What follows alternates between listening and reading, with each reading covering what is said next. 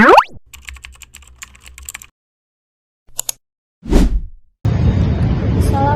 warahmatullahi wabarakatuh. Selamat datang di Suara Kampus, podcast yang akan membahas isu-isu krusial seputar dunia mahasiswa. Hari ini saya akan membahas topik yang sering kita dengar namun jarang kita refleksikan, yaitu peran Pancasila dalam kehidupan mahasiswa dan generasi muda. Hari ini saya sebagai host akan mendampingi podcast kali ini. Saya bernama Reva Umira dari Prodi Pendidikan Pancasila dan Kewarganegaraan. Baiklah, hari ini saya ditemani oleh tiga teman saya. Yang pertama ada saya Nur Askia dari Prodi Pendidikan Ekonomi. saya Risma Dwi Amelia dari Prodi Pendidikan Pancasila dan Kewarganegaraan.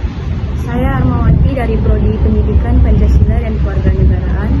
Oke, luar biasa sekali, semangat teman-teman semua.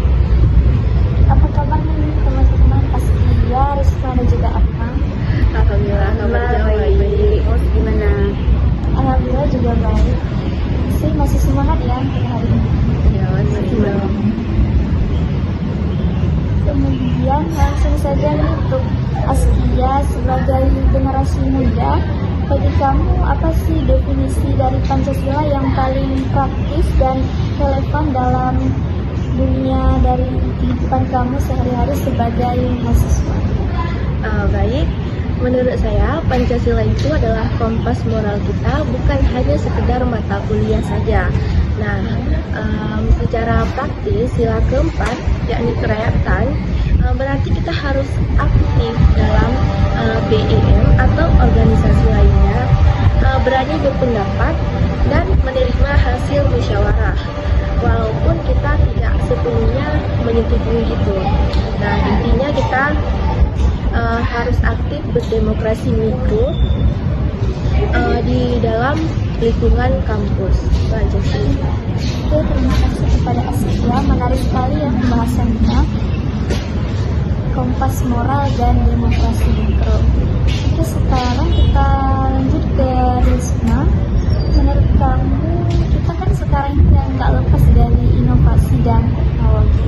Nah, pertanyaannya nih, menurut kamu sila mana sih yang paling menantang dan relevan untuk diaplikasikan dalam kehidupan sehari-hari, terutama dalam konteks media sosial? Baik, jadi tantangan terbesar yaitu adalah di sila kedua, kemanusiaan yang adil dan beradab, dan sila ketiga yaitu persatuan Indonesia. Di media sosial banyak hoax dan ujaran kebencian. Kita sering lupa adab dalam berkomentar. Implementasinya adalah berpikir kritis dan beradab sebelum share atau like. Sebagai generasi muda, kita harus jadi pionir informasi, bukan penyebar kebencian. Menggunakan teknologi untuk mempererat persatuan, bukan memecah belah lewat perbedaan yang diprovokasi. Oke, terima kasih kepada Risma. Jadi literasi digital dan berinternet itu adalah wujud dari Pancasila itu sendiri. Kemudian Arma, dari sudut pandang kamu nih sebagai mahasiswa, bagaimana sih sila pertama dan sila kelima itu diwujudkan dalam keberagaman di kampus? Oke, sila pertama dan kelima itu saling berkaitan, bertuhanan dan landasan kemanusiaan yang adil. Artinya, kita harus menghormati praktik ibadah teman dari agama atau keyakinan lain, tanpa merasa ajaran kita yang paling benar. Dan sebaliknya, sedangkan keadilan sosial nggak melulu soal ekonomi, itu juga soal kesetaraan akses bagi semua kelompok, entah itu di disabilitas atau minoritas etnis atau gender, untuk mengekspresikan diri dan berkarya di kampus. Seni dan budaya adalah cara paling indah untuk merayakan Bhinneka Tunggal Ika. Oke, luar biasa sekali ya penjelasan dari teman-teman semua, mulai dari demokrasi mikro, adab digital, hingga merayakan keberagaman.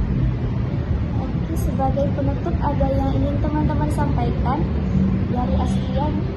Baik, pesan saya sih Pancasila itu adalah aksi, bukan hanya teori. jangan cuma hafal 5 silanya saja. Tunjukkan bahwa kamu adalah mahasiswa atau mahasiswi berpancasila dengan berpihak pada keadilan dan berani menyuarakan kebenaran di lingkungan kampus maupun di masyarakat. Dari Risma ada yang ingin disampaikan?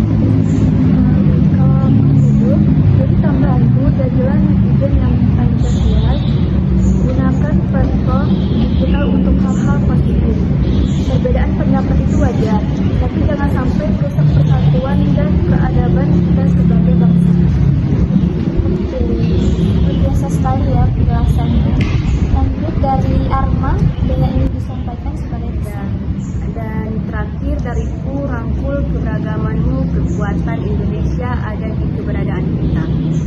Jadi sebagai ruang aman untuk semua identitas, mari kita wujudkan kemanusiaannya, adil dan beradab dan saling menghargai. Oke, penjelasannya luar biasa sekali ya teman-teman. Jadi Pancasila itu jangan cuma dihafal 5 silanya, tapi kita harus tunjukkan bahwa mahasiswa sebagai mahasiswa yang berpancasila dengan berpihak pada keadilan dan berani menyuarakan kebenaran di kampus maupun di masyarakat. Juga gunakan platform digital untuk hal-hal positif yang ada di kampus. Kemudian juga kita ada kekuatan Indonesia yang ada di kekuatan Indonesia itu ada di perbedaan kita sendiri. Jadi terima kasih banyak kepada teman-teman semua atas penjelasannya yang luar biasa, atas refleksi yang mendalam dan sangat yang praktis. Semoga penjelasan dari teman-teman semua dapat memotivasi bagi semua mahasiswa yang ada di Indonesia. Baik, sampai jumpa di episode selanjutnya. Mari bersama-sama kita menjadi generasi muda yang berpancasila. Salam dari kami. Assalamualaikum warahmatullahi wabarakatuh.